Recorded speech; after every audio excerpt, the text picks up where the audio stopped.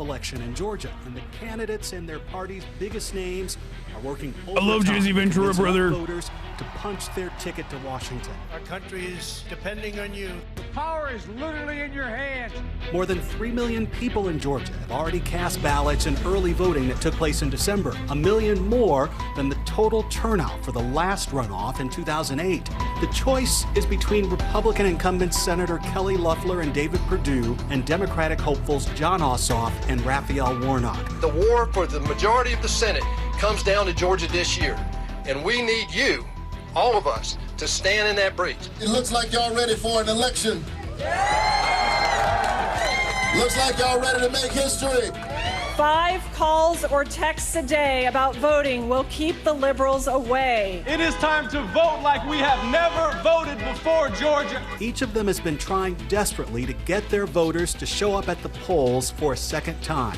Never before has a runoff election in this state meant so much. It will determine who is in charge of the U.S. Senate, who sets the agenda, who sets the policy. With control of the Senate on the line, people far away from Georgia are all wound up in the state's business.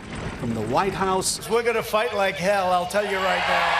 to Hollywood. The work isn't done, everybody. It matters who wins. Get out and vote. But it's the outrage over a stunning phone call between the president and Georgia's Secretary of State that's all the talk the night before the election. I just want to find. Like, this doesn't, I don't think this hurts the Republicans. Like, I just don't believe, maybe I'm wrong, and I hope I'm wrong, but I don't believe that there is this, like, moderate Republican out there who is going to be like, yeah, I think this is the final straw. You know what I mean? Like, I don't think so. I don't think that that's a real person. Like, why the fuck would they care? Why? Why would they care? Why? Why would they care? In the minds of the Trump loyalists, who are the real people that might be depressed from going out and voting, the Trump loyalists see this as yet another instance where their God King, Emperor, who can do no wrong, is literally fighting for reality. They believe that this is reality, that Trump won, and he's fighting no matter what to make sure that that reality happens. So they don't see it as like a desperate man who is very clearly, very desperately be like, come on, give me 11,000 votes. Come on. Can't you find some votes? Come on, come on. They see him as someone who's powerful and fighting for what's right. Okay?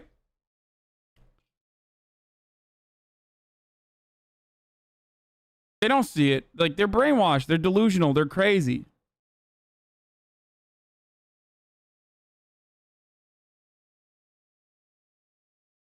You are bald. Delma Lurker Mosley, but this finally made my dad change his mind. Wait, what the fuck? This is what tipped the scales for your dad? Why the fuck would this tip the scales for your dad? Then why the fuck did, like, Ukraine not tip the scales for your dad? Like, that makes no sense.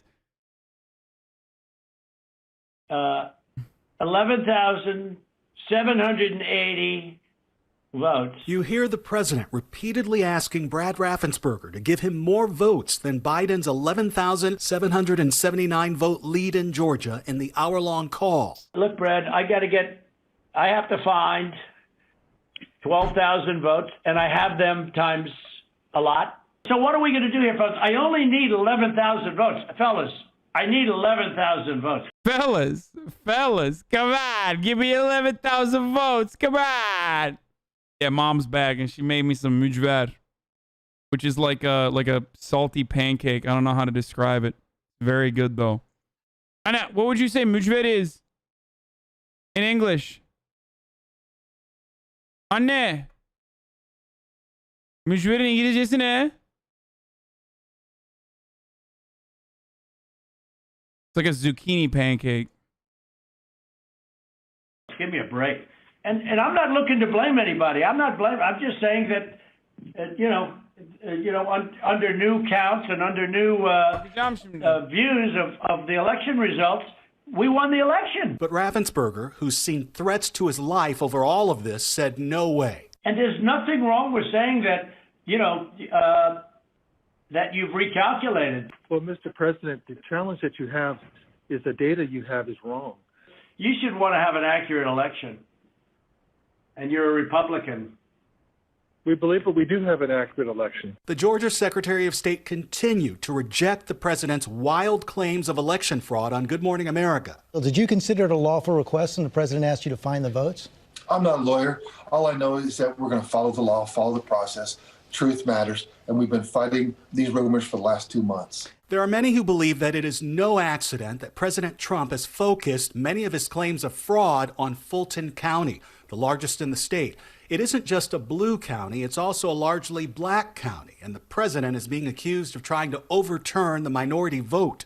Fulton County is totally corrupt because they cheated like nobody's ever cheated before. Later in the call, President Trump... Like people get outraged over this and they go, oh my God, I can't believe he's doing this. It's like, have you met conservatives, dude?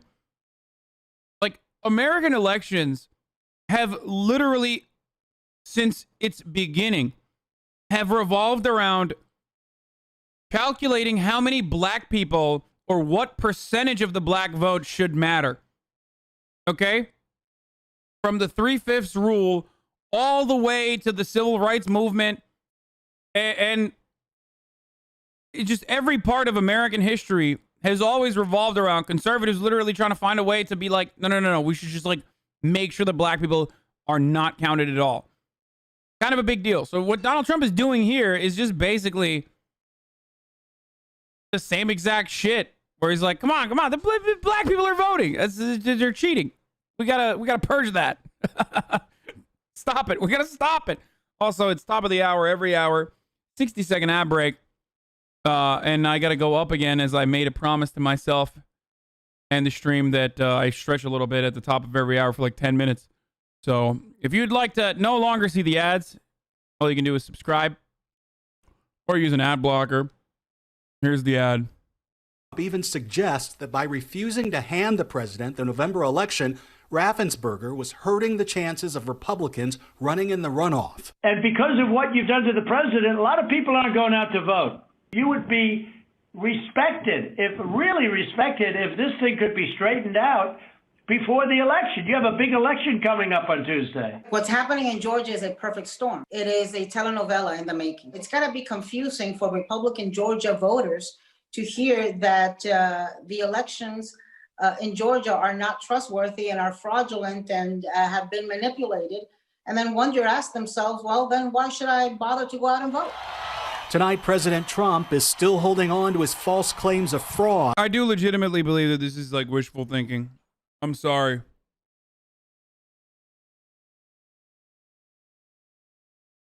I do think that this is wishful thinking. This notion that Republicans are just like not going to go out and vote. I mean, because the race is so close, it might still end up securing a victory for the Democrats, maybe. Any number of Republican voters that don't go out and fucking vote is still good.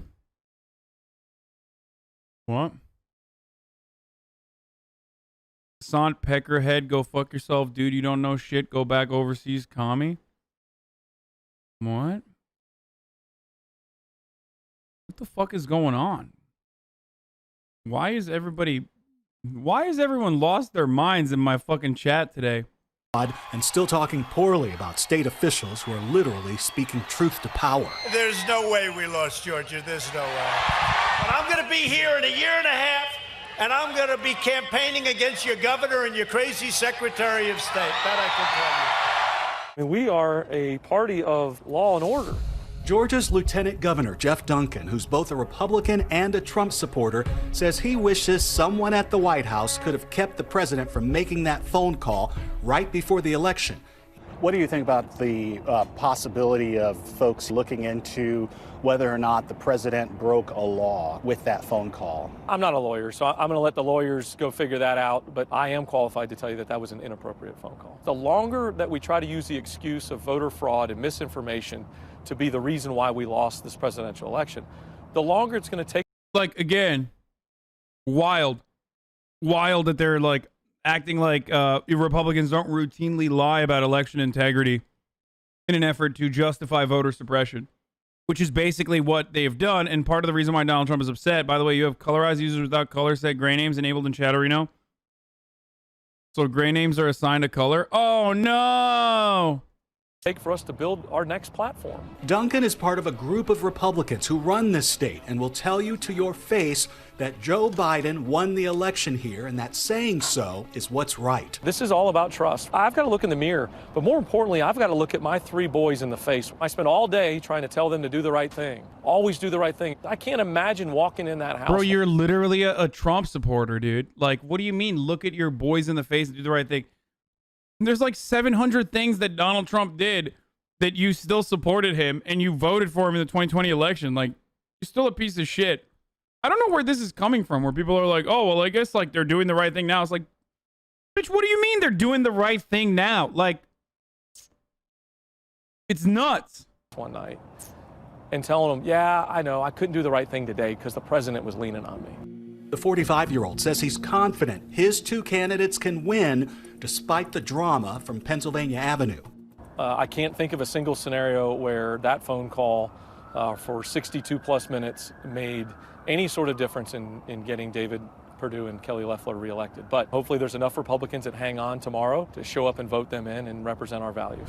Historically, Democrats rarely win runoff elections in Georgia. It's hard to get voters on the blue team to vote twice. But former gubernatorial candidate Stacey Abrams says this is the year of the donkey. With the national attention and national investment, as well as having a Georgia infrastructure, we were able to build a coalition in November that is going to help us come close to victory, if not take it all the way. Hey, I hope you voted. Abrams believes that her team has found the key to winning. We certainly were one of the most diverse battleground states, but that diversity is only opportunity if we don't do the work to harness it.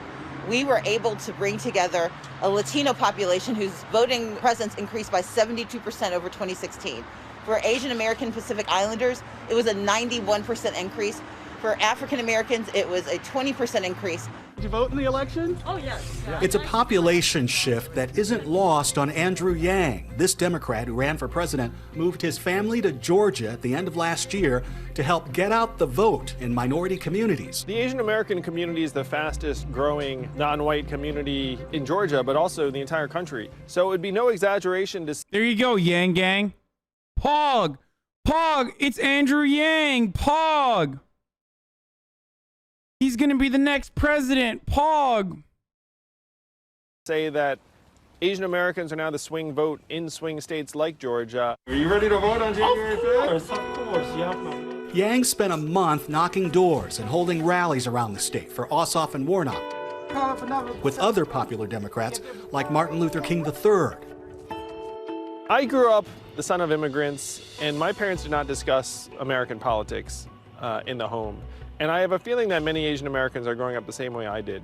My parents are from Nigeria. Politics were always discussed. Wow, American politics were a constant discussion. And it's funny because that kind of underlines the point you're making. It's something I don't think people realize and sort of underlines the need for the extra effort, right? It's very easy to ignore politics if it seems like politics is ignoring you. If campaigns invest in reaching out to you in your community, that actually can change the dynamic very, very quickly.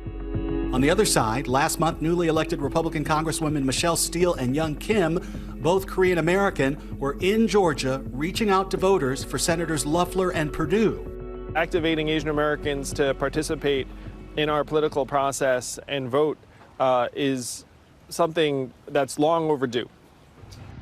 For many Georgia voters, there's a feeling that outsiders like Yang are a little too much in the state's business. Has anybody seen Senator Perdue? With more than $500 million spent by both sides on attack ads, the often nauseating clips are to this very moment inescapable here. That's their goal.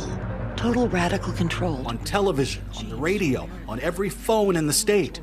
He is looking out for all Georgians. I don't dislike Andrew Yang, for those of you who are wondering. I just think that his fan base is a little out of control and a little wild. And I think that his idea of UBI is, or I think his assessment of all the issues that America is facing are good and on the money, but his solutions oftentimes require using UBI as a displacing measure, and I think that that's incredibly reactionary and horrible. Or originally, in its original inception, his UBI was like displacing. His funding vehicle is also a regressive tax. It taxes the working poor. I think that the value-added tax in and of itself is not the best measure, the best way to try to tax Amazon.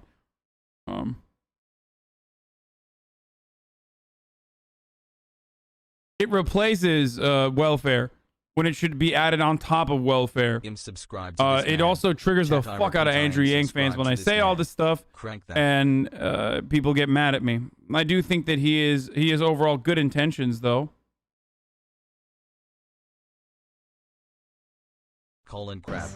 Even the people from Georgia appearing in them are tired.